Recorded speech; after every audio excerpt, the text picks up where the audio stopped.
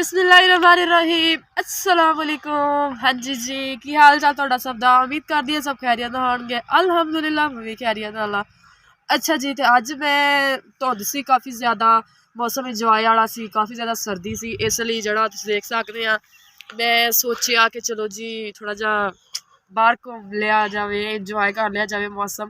इसलिए सोचा चलो जी अज मेरा काफ़ी दिनों तो अमरूद खाने भी दिल करता पाया सी, ते बाग वाली साइड नूं असीं आए हाँ ते अमरूद हुण खांदे आ जाके। ते नाले जिन्हें जिन्हें अमरूद खाने आ मैनूं दस्सो कमेंट बॉक्स, तुहानूं सारे अमरूद जिन्हें जिन्हें खाने ना आ के अमरूद खा लो। बस मैं तुहानूं दे तो नहीं सकती, लेकिन तुसीं आके खा लो। ठीक हो गया। ते चलदे आ अमरूद खाने आ, तुहानूं सारा घमांदे आ, इंजॉय कराने आ सर्दी।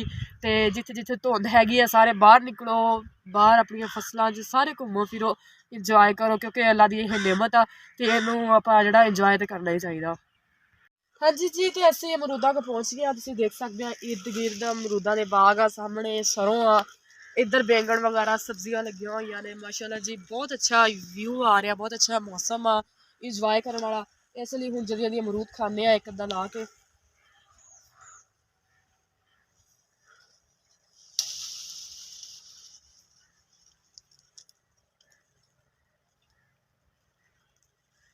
देखो जी अमरूद तोड़ लिया है, इन्हूं जरा साफ कर ला। त्रेल पिया ना गिला गिला बिस्मिल्लाहिर्रहमानिर्रहीम।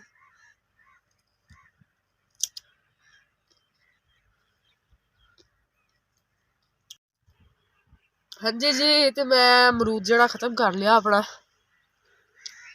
अमरूद कच्चा सी, इसलिए एक ही खादा मैं, गला खराब हो जूगा, नज़ला भी होया होया। इसलिए हुण घर चलीए, सर्दी भी बहुत हुई है लगी नहीं है मैनू, तो इसलिए हुण घर चलते हैं। अज का व्लॉग अपना इत्थे तक ही सीगा। उम्मीद करते तुहानूं ये व्लॉग अच्छा लग्या होगा। चैनल सब्सक्राइब नहीं किया जल्दी सब्सक्राइब करो, अच्छे अच्छे व्यूज़ दो, ये दुआवां च याद रखियो, अपना ख्याल रखियो। ठीक है, मिलते हैं चटपटे मज़े मज़े के अगले व्लॉग च। अल्लाह हाफिज़।